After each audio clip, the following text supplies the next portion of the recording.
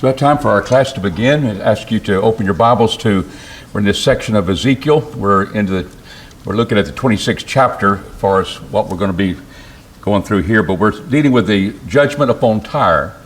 Tyre and Sidon were two cities close by on the Phoenician coast, the Mediterranean Sea, on the eastern coast of the Mediterranean Sea. And especially Tyre is a very powerful one here in the 587 BC, in that time period in which Ezekiel penned this prophecy against Tyre, and we see it occupying more than one chapter. So I want to kind of put those events together that we saw last time, where we look at the egotism of Tyre. We look at how the nations mourned when they were going to be judged. Why would they mourn over a superpower? We're going to be looking at how Nebuchadnezzar was involved in bringing down the mainland of Tyre, and we're going to see how that unfolds of a wonderful prophecy that God has set forth. And it tells us that God rules in the kingdom, singular, of men. It didn't say the kingdoms of men. Daniel didn't. It's a kingdom. It's the rule of man. God is over that. He's over Nebuchadnezzar. In fact, he's going to reward Nebuchadnezzar here in Ezekiel for the work that he did for God. And we know that Assyria was a rod of God to bring forth judgment upon the people of Israel when they went to Assyrian captivity. So the king of Assyria is used as an instrument to bring judgment upon the nations. And so God rules. And it's interesting that when we see God bringing judgment, it's when they think they're God, or they are a God. They think they are greater than all. And what happens is that what God has seen them do against his people, he's going to bring judgment upon them. Not only to bring vengeance upon them, because those were his people, but also standing against God, worshiping their idols. And we even see with Alexander the Great, and the reason he wanted to come destroy them, one of the reasons is that he wanted to worship the god of Hercules, the Greeks knew about. And they wouldn't let him in Tyre. So he took down Tyre. That was only one reason. The other reason he saw was a power that needs to be conquered if I'm going to be the conqueror of the world. God works through men. Sometimes it's their ego. Sometimes it's through their greed. But God brings his judgment. And here's prophecies against them. And we're emphasizing in this lesson, especially in this section, where we're looking upon the prophecy against Tyre, and he will take care of Egypt as well. So let's notice in our lesson, I want us to look at his egotism. Look at chapter 26, back to 26 again. We've gone through to 28, but just to bring everybody up to date of what we're looking at. He said, "Therefore saith the Lord Jehovah, behold, I am against thee, O Tyre." God says, "I'm against thee, and will cause many nations to come against thee." And I'm asking, did many nations come upon Tyre? We know one did, Nebuchadnezzar, but from history we know another one did that finally destroyed it. What was that power? And you'll get this from Josephus. I know you're not reading out stuff from the Bible, but it's true. That's why this prophecy is so interesting. The nations have come upon thee. What was the other nation that bring him down? 332 BC. That'll be something that clicks to your mind. Who was the world powerhouse then? Alexander who? The Great. And he's the one that's going to bring it down. And what is it going to look like? Verse 4, "They shall destroy the walls of Tyre and break down her towers. I will also scrape her dust from her and make her a what? A bare rock." It was to be a place to dry out your fishing nets. No, we got 150 to 175 foot walls on the island. And we have 2 ports where you can bring in and traffic all your merchandise, and will hit the mainland. We are half a mile away from the mainland. And that was Tyre. That was in its power. Nobody had been able to conquer that. And when Alexander the Great went toward the east to conquer nations such as India and those sorts of things. He saw that this was going to be a city I'm going to have to take. And he will eventually do that. So more than one nation, power of Babylon, but also Alexander the Great. And he's the one that's going to come upon, and it would indeed make them a bare rock. But Nebuchadnezzar would have his day. For example, with the hoofs of his horses shall he tread down all the streets. He shall slay the people with a sword, and the pillars of thy streets shall go down to the ground. He's conquering mainland Tyre, because there's an island. And at that time, there was a gap between those. But Nebuchadnezzar can bring his chariots. He can't bring his chariots half a mile over the Mediterranean Sea. That would be reserved for the final blow with Alexander the Great. Now, we're not inventing history. We're not telling the story that indeed we like it to be so. But we see from secular history and from what we shall see, indeed, those facts transpired. That's indeed what took place. And we begin to see how God is bringing them down. We notice in chapter 28, skip over there to verse 2. Son of man, say unto the prince of Tyre, thus saith the Lord Jehovah, because thy heart is lifted up, and thou hast said, I am a God. I sit in the seat of God in the midst of the seas, yet thou art man and not God, though thou dost set thy heart as the heart of God. So you're just man, not God. How does that remind us in the book of Revelation? Where Rome is indeed that beast that comes out of the sea, is worshiped as a god. And what does John say? Your number is 666. And he's emphasizing that what it means. It means there's companies today that have a 666 code or something, and we ought to be worried about it now. What we see there, it was the number of a man. He's less than perfect. He's less than complete. And yet they think they're gods. And so God is going to bring judgment upon them. And we shall look a little bit later as we fill in the gaps here of how he says you were in the Garden of Eden, King Tyre, and all of these things. You oversaw the mercy seat with the cherubim. You had these precious stones that indeed were upon the breastplate of the Jewish religious leaders, the priest. And we see, why is God doing that? And we'll kind of fill in those gaps in a minute. So when we see the idea of God being fall of nations, it certainly would happen. Is the prince of Tyre the same as the king of Tyre? Chapter 28, he says in verse 2, he says the prince of Tyre, he's saying that to him. And then he says in verse 11, moreover the word of Jehovah came to me, saying, Son of man, take up lamentation over the king of Tyre. When the Bible says prince and king, can we be talking about the same person? It's not a king and his son. Prince, king, you're the leader. You're the head of the nations. I'm going to bring the sword upon you. Question number 9 in chapter 28 and verse 13. How is the king of Tyre in the Garden of Eden? So let's note that. Because he says you were. And it's kind of an interesting point, not literally. And it wasn't literally there. It wasn't Adam and Eve and Hiram. But indeed you were there. And there was a time when Tyre was not arrogant against God. And I mentioned the name Hiram. And we know from the Bible, and we'll look at that in a moment, how that's true. But he speaks about the fact that they were in the garden of Eden. And they began to have all the things that are connected with God and the priest and so forth. That was going to be important to them. So we begin to say, why would that be? Let's answer that question. Why would indeed he be the king in the Garden of Eden? He was there. And it's 28 and verse 13. Thou wast in the garden of God, and precious stones. What was the garden of God? It was in Eden. So and that'll set you up for the rest of this, too.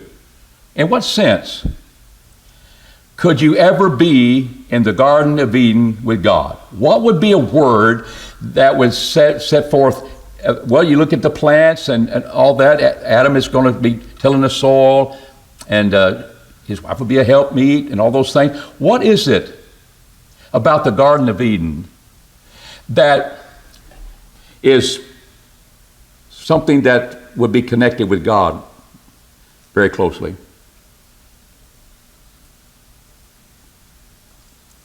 He's very much associated with that garden. It's the garden of God. Was everything perfect before sin entered the world? Yes, it was. He not only spent the days of setting forth every time he created, he let there be light, he says it was good. But when he finished his creation, what was it? It wasn't. Very good. To be more precise. Very good. Why did he make that? Good. Then after the end of creation, very good. It is appropriate for its purpose. It's beautiful. A Hebrew word denotes the idea of being beautiful in being, beneficial in effect. And that was the perfect place. It was when God would commune with sinless man. That was a precious time. You were once time in communion with me, King of Tyre. Your leaders were. What did Hiram do? He loved David so much. When he became king, he sent messengers praising him. And when Solomon needed to build the temple, he knew that David and Hiram were friends. And he sent to Hiram the idea, well, I want the cedar trees of Lebanon. That would be involved in, not only Hiram built the house of David when he sent that message, he built the house, but he also provided the workers. He provided the cedar trees for King Solomon to build what? The temple, where the mercy seat would be, where the cherubims would be, where they would see over the things of God, and all the precious stones that would be on the breastplate of the priest would be there. That was the anointed cherub that covereth, and I set thee. That was on the holy mountain of God. Thou walked up and down in the midst of the stones of fire. Thou was perfect in thy ways, from the day that thou was created, till unrighteousness was found in thee. In a figurative way, he said, you were in communion with me, enjoying the blessing from me. He's the one that we see in these chapters made him rich, and now they thought it was themselves. And that was it, but by the abundance of thy traffic they filled the midst of thee with violence, and thou hast sinned. Therefore I cast thee and profane out of the mountain of God, and I have destroyed thee, O covering cherub, from the midst of the stones of fire. Thy heart was lifted up because of thy beauty, and her beauty glowed so much they could not see the beauty of God and the beauty of walking in communion with him. And what becomes the theme in the rest of the Bible as the consequences of sin? It starts with the Garden of Eden. What happened when sin? What did God do? Did he cast out first man, and they were not allowed to come back in? And we've been suffering from that. The tree of life we're separated from till the end. And every time God's people would go into idolatry and put an idol before God, what happened to them? They were exiled, weren't they? They were exiled. You don't stay in your land. Maybe for a few years, 70. But you're exiled. It happened to Northern Kingdom. It happened to the Southern Kingdom. And what's going to happen to us if we do not serve God and serve him to the end, be faithful if it means death, and serve him to the end? What will happen to us? We will be cast out, will we not? Read your Bibles. We'll be cast out, never more to return. We were cast out into outer darkness, away from the communion, away from the walking with God, away from those opportunities we had to serve him, even though it was difficult, hard, and the idea that all that's happening, it's just a constant exiling, casting away. Because what? God is holy. That's the God we serve. He is to be reverenced as a holy God. And what we do in our lives indicate how we are. And sometimes we get smarter than God. Sometimes we ignore God. And this idea of being exiled and being taken from and being cast away, it's not just reserved and cast into outer darkness. It's not just reserved for Revelation, for the end of the Bible, Revelation, and then our day and time, and the end of time when there's a judgment coming. Yes, He will cast us away. He will cast us into outer darkness, cast us into hell of fire. Cast. Why? Because He's a holy God. We knew He existed, and we had the opportunity to know Him. And here are these prophecies that are coming upon these nations, because God rules them as well. And here's the sense of how He was in the Garden of Eden. It was time He walked with God in righteousness before He's going to be exiled from His land. And it's interesting, we'll see, you've already read that in this section, how long will He be exiled before God brings Him back? 40 years. Was God's people wandering in the wilderness for 40 years before they could go in the homeland? What happened to God's people is happening to Egypt and Tyre and Sidon, but it'll also happen into Egypt as well. But King Tyre, he will be murdered among his people, and it's just the idea of the nations, but in the sense that he was indeed walking with God at one time, and Hiram be a good example to show that with the leaders of David and Solomon, and the building of the temple and the building of David's house first, but the building of the temple takes place there. So let's look. Let's look at this place called Tyre. Do you see an island there? That's Google. It must be true, right? If I took a snapshot of this, you said no. But Google, you said, yeah, I got it. It's true. That's what it looks like today. Is there an isthmus towards something that might have looked like an island? Pretty fat, isn't it? It's pretty fat.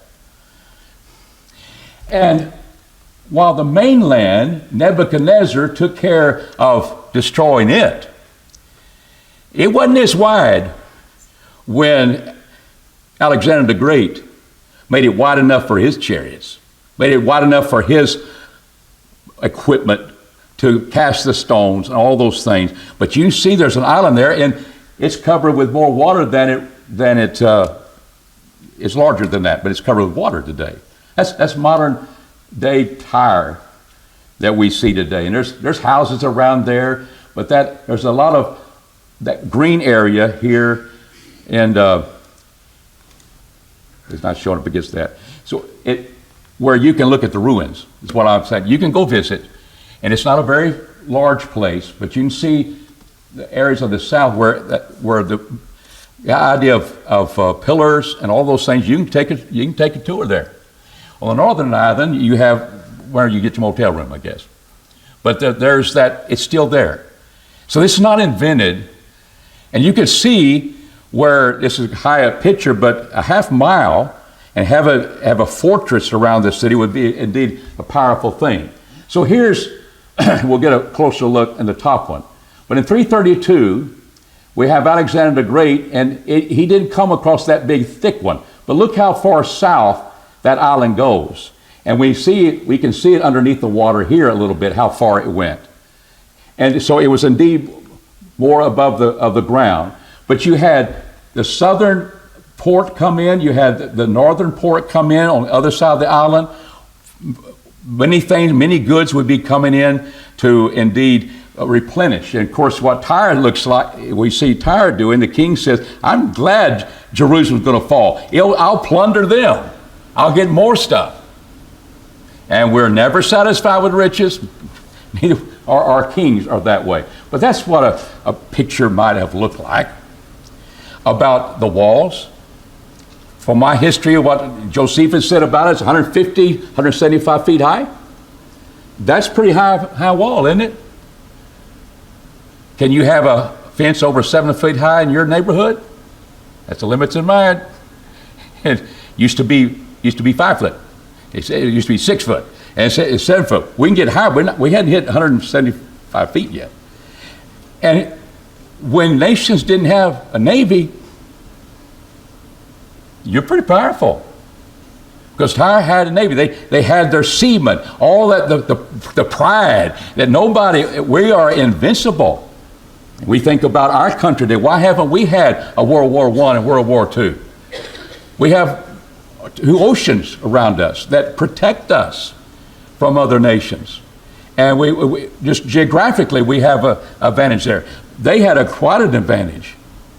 Because I'm bringing you down. And you're not a god. But they worshipped Grecian gods at the time. But they had even fortresses around their ports that they would have coming into the port where they keep the water from going. But to me, if I lived in that time, I'd realize, Tyre, you're important. You deserve about 3 chapters of how we saw a whole chapter. We lament when you went down. You were kind of that help of whatever economy we had. Everything was connected with you as the source of our riches, and now you're gone. So the Lamentations, that's why we're having that as we see that take place. So here's the difference. Alexander's Causeway, 200 feet wide. And yet, what do we see? Sand and debris build up over time. But you can see how it was, and he looked at that, he said, I've got to do that. So he took all the rocks and the dirt from Nebuchadnezzar's destruction of Tyre, and he made his causeway. He made his foundation, the rocks, where he could bring his soldiers, he could bring his men, he could bring his equipment. And when they began to come across there, Tyre thought, no, they're not going to take us, but they did. And finally they marched into Tyre and destroyed it like God said would happen. So what we have is the idea, the concept of a bare rock is what we see there. It doesn't have the glory that it had before. And so here's where we are looking at there. But the Bible didn't say here, 332 BC, Alexander the Great will come. Now Daniel will talk about Macedonia, which refers to the great. Be a horn, be a powerful one.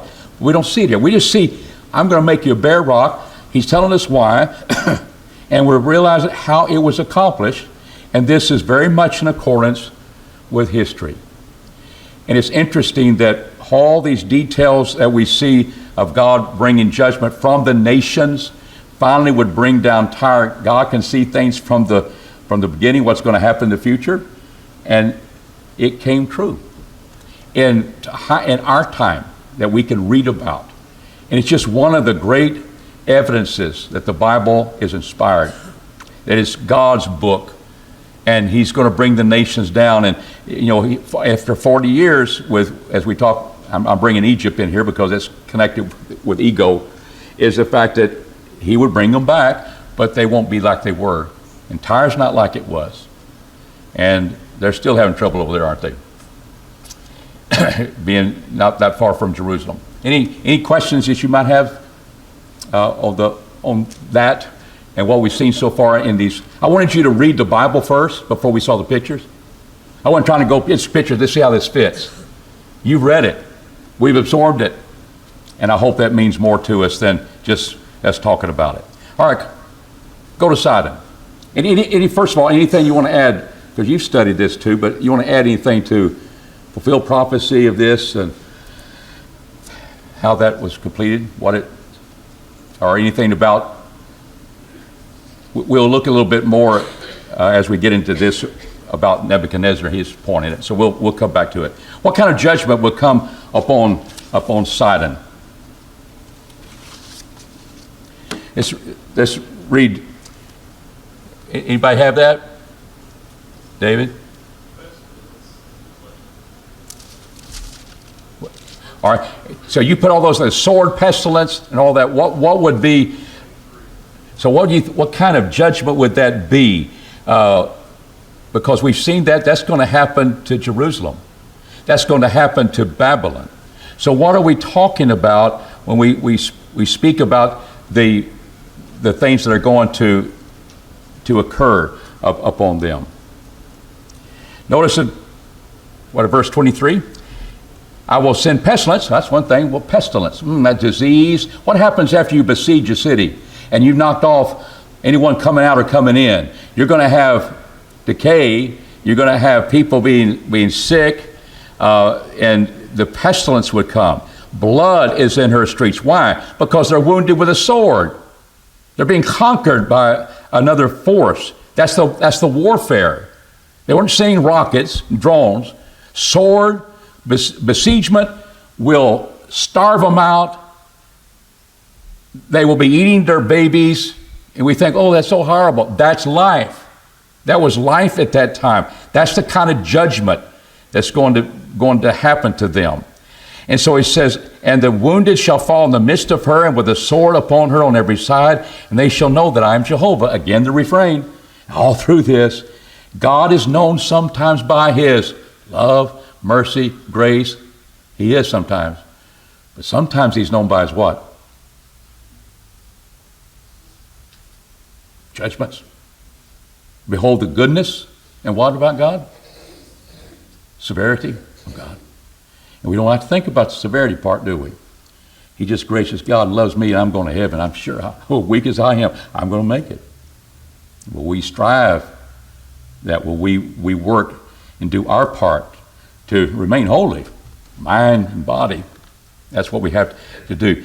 Because he's executing judgment, and this is what it looks like in that time, and that would come upon them. So again, he will know that indeed he is God. And so let's put some things together here in question number 11.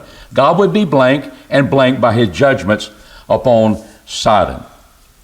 So we drop back a verse earlier. Let's read that together. American Standard Version, what I'm reading from. Thus saith the Lord Jehovah, behold, I am against thee, O Sidon, and I will be glorified in the midst of thee, and they shall know I am Jehovah when I shall have executed judgments in her, and I shall be sanctified in her. So I will be sanctified in Tyre when my judgment. So God would be sanctified. That means set apart. You don't know a God like the living God, and now you do. And what will happen, you will be known by his what? Judgments. Again, emphasizing, God sometimes brings judgment to know who we are. So what's hell going to be like for us? I just don't know what happened. This is not good.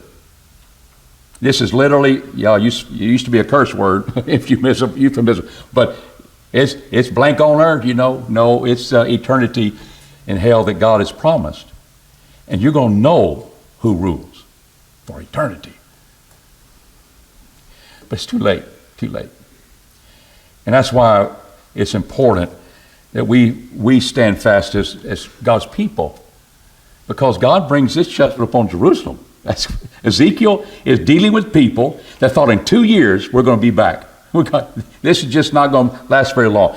Jeremiah says 70 years. We're about 2 years we'll be back. They hadn't really felt it yet. But when they're having to resort to cannibalism, when they are besieged and the doors open and the armies come in and the old men around the sanctuary are killed with the sword, young men, all of them murdered, taken away to exile.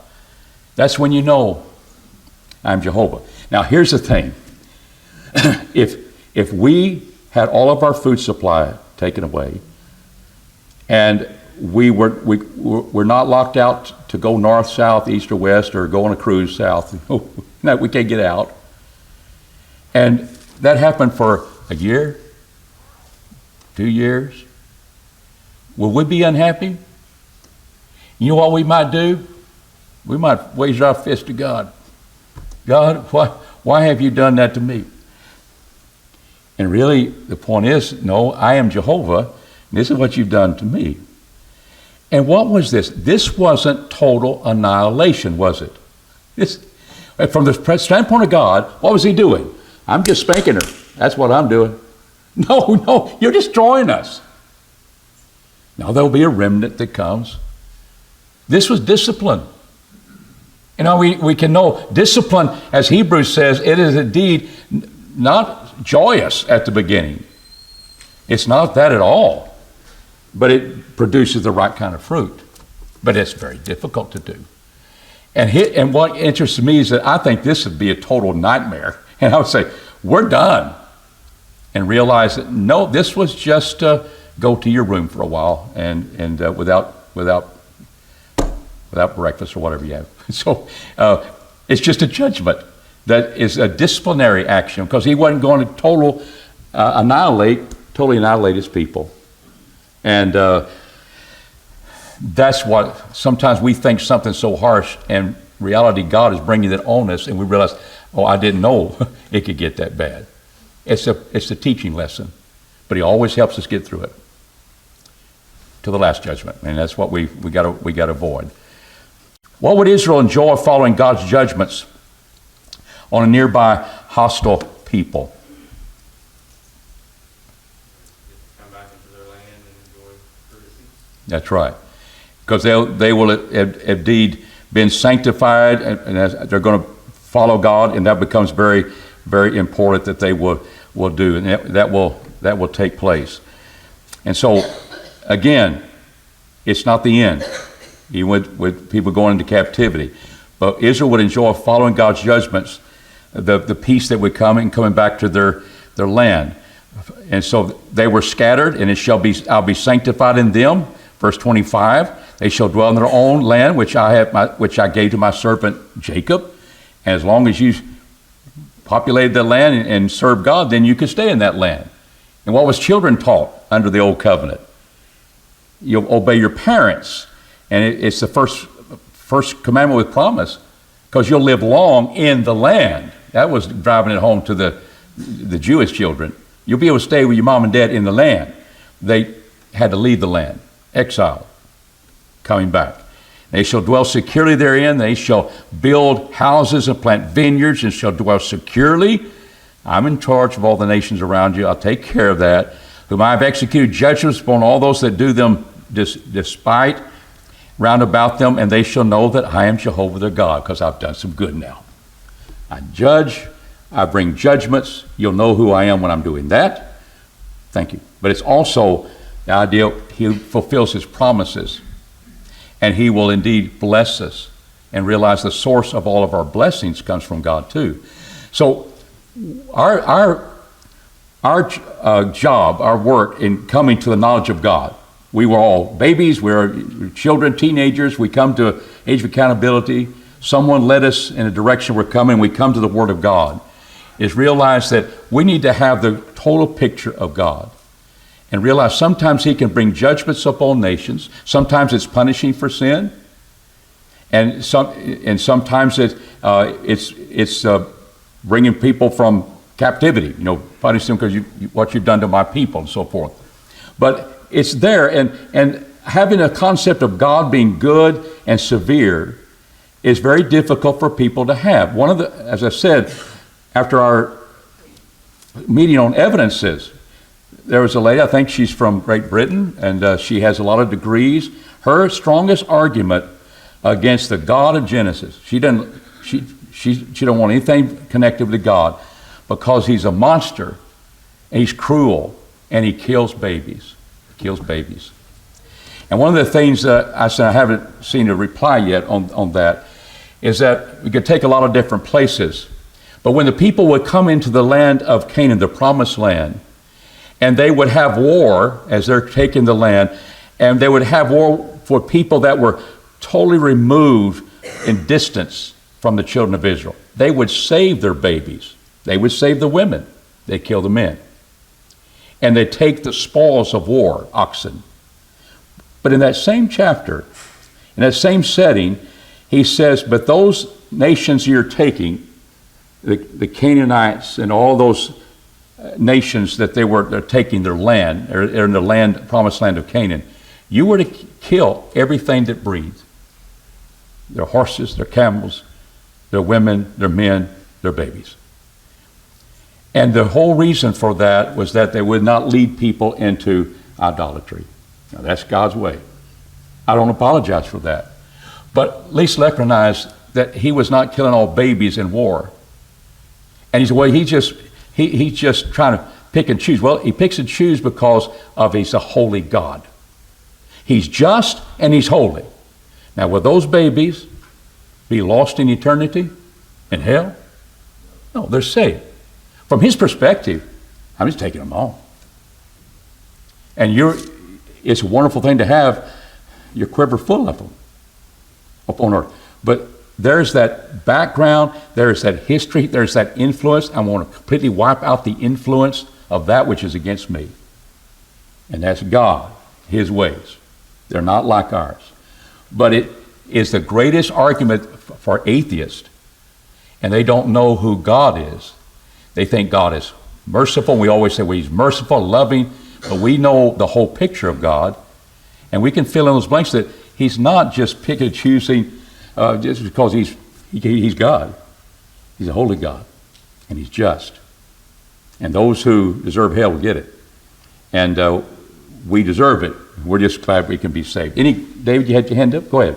Real briefly, very repeat, God says, my ways are not your ways. That's right. An atheist, a person like that, needs to be aware of that because they did not create the world, just like God had to scold Job because Job was questioning God's judgments.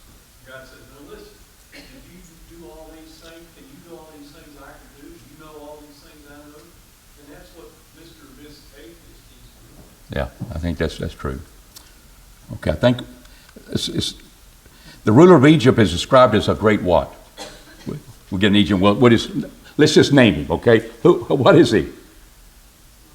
Now, he's a monster, isn't he? And why would that be? Because you see the pig, we're going to take a hook and get him in his jaw. What was kind of prevalent? That might be a sea monster in the Nile River. What might that be? A crocodile. And he's a monster. And there's a lot of fish hanging on his scales. We're going to drag him and all these little nations around him that depend on him. And it's in that context that he's not only a monster, we're going to see that he's just a reed. And we're going to talk about that next time, Lord willing. Thank you for being here and participating.